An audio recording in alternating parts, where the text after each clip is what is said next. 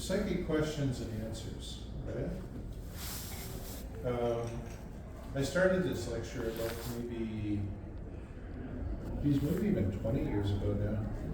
For my first 10, 20 years, I lectured on wars, and I just kind of got bored of it. Psychic question and answers is because at some point, I started thinking,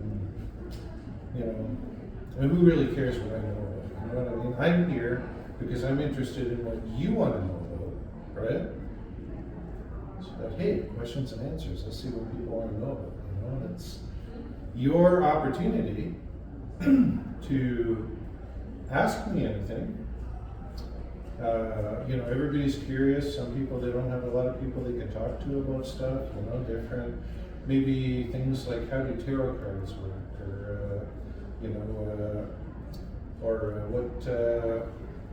how do you look for a good psychic, or what about astrology? What's that all about? What about spirits or different? Or maybe you're interested in becoming psychic yourself, or you've got experiences or this or that. This is your opportunity to talk to somebody, and even sometimes people have questions like, can't you just walk down the street and see what's going on with people, or whatever. Or this, maybe you want to know about me personally, or different. This is your chance to ask, And I'm sure that there's somebody here, at least one person, that's got a question, that they kind of like to know, or something that they're curious about, or here we go. Obviously, you've got to have a question. I have a question for her. Oh, okay, go ahead. She's going to be starting a new business, and I'm wondering how that's going to go for her. Oh, probably okay. I don't get a bad feeling about it, but this is more for the psychic field. I see. Yeah. I see what you're saying. So, are you familiar with remote viewing? I see colors around people, so I think it's going to go very good, very well. Are you familiar with remote viewing? Oh, remote viewing, yeah. Yes. Do you have any suggestions on how to optimize your technique to get it done quicker? Because for me, it takes like an hour. Yeah. It's different for different people. Like I have a very high accuracy, but it just takes so much time. Yeah, you should look into the Monroe Institute. I'm familiar with them. Okay, yeah. They actually take people and train them. And some I of know these about people Focus 12, Focus 10, all that stuff. Yeah. Some of these people end up working with government and all kinds of different. Yes, Project Gateway. Yeah. Remote viewing is people they leave their bodies and they go to and then they come back and they can do things like describe where a body is, this or that or different. It's quite interesting. It's more specific type of astral travel, right? So no, if you can do a remote viewing, that's awesome. So do you have personal experience with it, or not myself? But it's never really been an interest of mine. Okay. But I mean, in theory, I can explain what it is. Yes. So what are some skills you have personal experience with? Any physical mediumship, like telekinesis? No, I'm not a medium. I do straight clairvoyance. Okay. Which is your life and where you're coming from and what you're going through and where you're going. I always say, I'm the guy you come to if you want to know why you made all those dumbass decisions. And I'll help you work through things and where you're going and how to get there and different. But I prefer to deal more with the practical and not too ethereal that way. So, but everybody takes a different approach, but that's just my approach. Right? Yeah, so when you realize that you have this ability, like how do you, from your experience or from whatever how do you work to focus them, I guess, or to strengthen them? Okay, so things you can do to strengthen your psychic side. 90% of it is believing that it's there. Everybody's psychic. But it's like everybody can cook, even though some people can't boil eggs, but everybody can cook.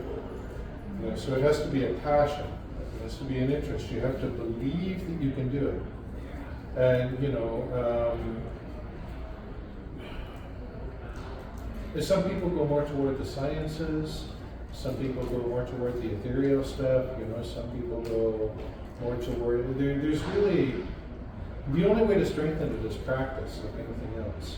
So you find a path that you identify with, you absorb yourself in that path, and as time goes on, it becomes more and more second nature. You know, it doesn't matter what it is really; it even goes beyond psychic readings. So, but that's what that. Probably the best way I could answer that is just find a path and then stick to it. You know, so it'll come to you. Are you aware of any local parapsychology groups? Anything for development? I'm not from Kitchener, Oh, okay. unfortunately. Toronto, right? You know, my friend Doug might know some. Yeah. Doug Chase is just around the corner because Yeah. he lives here in Kitchener. So he would be the one to ask, you know, for local groups and stuff like that. But myself, actually here he is there behind me, I can remember. So he'd be the one to ask about stuff like that. Yeah. So you see colors, what do they correspond with? The colors around people are your aura, you know? So it's just something I've always been able to do since a child, you know? And the aura ties into our chakras and how we vibrate and the colors we emanate. And they have ways you can measure it, different types of, you know, photography or whatever. But yeah, we all have an energy field that surrounds us because, you know, energy in and of itself is vibration. And our psychic centers, our chakras, they're all vibrating at different levels that correspond to different colors. And, you know. So, yeah, it's just something I've always been able to do. So. As far as I can tell, the colors just correspond with emotions. Do you find any other correspondences? Emotions, sometimes physical stuff too. Colors apply on all levels: mental, emotional, physical, and spiritual. Right? So you know, it doesn't really, you know, green, for example, is emotional healing, but dark green is more. Physical effort and finance and things like that. You know what I mean? Whereas blue is the color for physical. So it's a whole study in a minute. So Do you see sparks come off of the aura? I've never seen that. So oh, we had a question here too. Yeah, I'm wondering how you attract certain energies to you. Like, is there something you can do to attract different? You know, this is something interesting. I find that people always are attracted to natural aura colors. So it's not uncommon that I see people, they like wearing a lot of red. They get their aura picture taken and a lot of their aura is red. Or they like wearing yellow. They get their aura picture taken. Even if they're not wearing yellow, a lot of their aura will be yellow, you know, etc. I find that instinctively we're drawn to our own aura colors naturally. Because it's just a vibration thing. It's how we vibe, so it's where we're right. That's interesting because I noticed lately, like a lot of people are wearing a lot of black. It's like fashion right now, right? It's Right. like a trend. And when I noticed, and mostly younger people, it kind of shocked me. I'm like, why do they want to wear so much black? Black is the absence of color, but black can also be the void. It's like the womb, etc. People that wear a lot of black are generally people that, on one level or another, with their sensitivity, they feel vulnerable. Mm-hmm. So it's the way they like to hide. You know, it's literally like a protective. It's kind of like the womb kind of idea. You know what I mean? So. But as a general rule, we are drawn to our most prominent aura colors. So.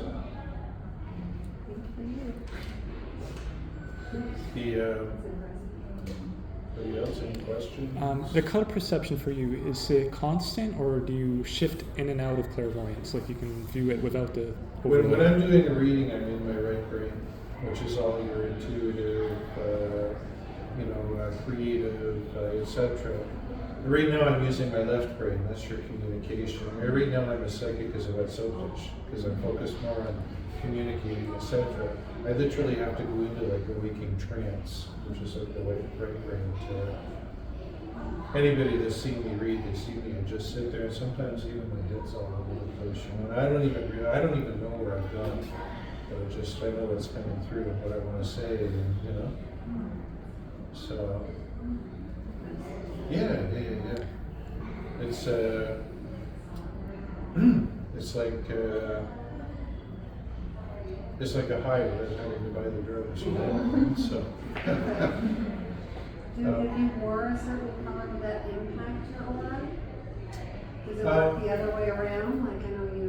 You can wear different colors that'll impact your aura. There's actually you used to be able to buy, I'm sure you still can, different colored sunglasses like red, orange, yellow, green, blue, and depending on what energy you were trying to draw into your life or whatever, you would wear that to so you can work with color that way, etc. Definitely. And you know, it's good to know what they need. So for example, like if you're looking for more motivation in your life, because red is action, you want to surround yourself with more red. If you're looking to open up more, you want to surround yourself with more yellow, because that's communication. You know, if you're looking to develop your psychic abilities, a lot of the violets and purples and golds and stuff allow higher chakras, you know. What's pink mean? Pink? Pink. Pink, pretty much, and pink is love, but it can be like giving, receiving, but it can also be self-love. So, yeah, it's just love in its various aspects, you know, depending on how you want to work with it or channel it, you know. Didn't they, I think for a long time, mental institutions, they used to put people that needed a lot of help in pink rooms, you know what I mean? Yeah, it's, you know, I don't know if they had to be in a straitjacket or not, but they would put them in like pink rooms because they were particularly, you know, excitable and different. So, yeah, pink is any type of love and acceptance. So. Do you find that seeing the aura is a subjective thing, or that multiple people who have this ability will see the same colors? Generally, people see the same colors. I've had clients come to me and say, okay, I had my aura picture taken, Richard, what colors do you see? And I say, I see this and this. And sure enough, you know, like maybe 80% of it or 90% of it is red, you know, so. So interesting. Yeah, so, yeah. When you do a reading, you say you're clairvoyant. So do you like see in images, like, or just more like feelings that you get about that person, or Both. both? I see I get flashes, and then I've got to figure out what I'm feeling about those flashes that I'm seeing. Right. So, you know, sometimes I get quiet, I'm trying to figure, but then I know what I want to say, you know. So it's I not never- like direct, exact images, and more like symbolism. Yeah, that you yeah. have to interpret. Okay. Yeah, and I never say anything unless I'm absolutely sure it's what I want to say, right? I always say if the whole world did that, it would probably be a better place. Certainly would. Yeah. But, yeah, we'll leave it at that. I was happy that I could answer some questions. Any of the tattoos protect certain things? Any of your tattoos for protection? Oh, they all have meaning, yeah, so. What is this one? Yeah, so they have my own spiritual path. Yeah, definitely, so. But no, it was amazing sharing some thoughts with you guys. And, you know, it's, okay, one last question. Can you comment on clairaudience? Clairaudience is when you hear things. So for example, instead of seeing somebody in a wedding dress, you would hear wedding bells, you know? Or, and probably everybody in here has experienced this, you know, because we're all psychic to a certain extent. You know, you hear somebody call your name and you turn and like, there's nobody there. You know what I mean? Or different, at least once or twice throughout your life, right? That's what clairaudience is. Usually that's guides trying to connect, you know, or whatever, right? But, or, you know, you turn to somebody and you say, what was that? And they're like, I didn't say that. You know, it happens, right? That's just tuning in on that level. So yeah, anything you hear. You can do more with all of these things. You just have to take the time, and, you know, so. But I hope it's been fun and informative, and enjoy the show, you know. It's, a lot of us still have a lot of openings and stuff, and great crystals and different, so it was amazing chit chatting for you guys. Thank you so much. That was awesome.